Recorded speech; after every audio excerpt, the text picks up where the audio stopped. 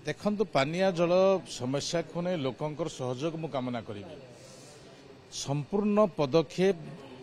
आज सरकार पीवा पानी व्यवस्था करुछंती मेगा को अति त्वरान्वित करने आम प्रयास करुछु सेथिपाई विभाग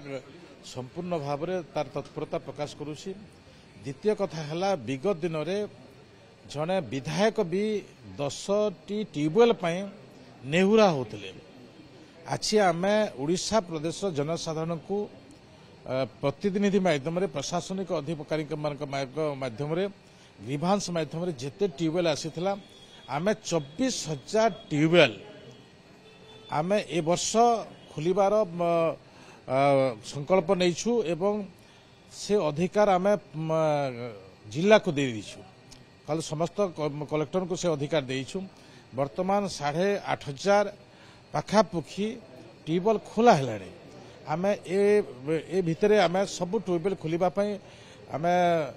इंस्ट्रक्शन देइछु एवं ताकू मॉनिटरिंग भी करूछंती आम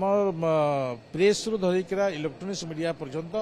ए विषय को भी आम अति गुरुतर सहित देखा देउछु।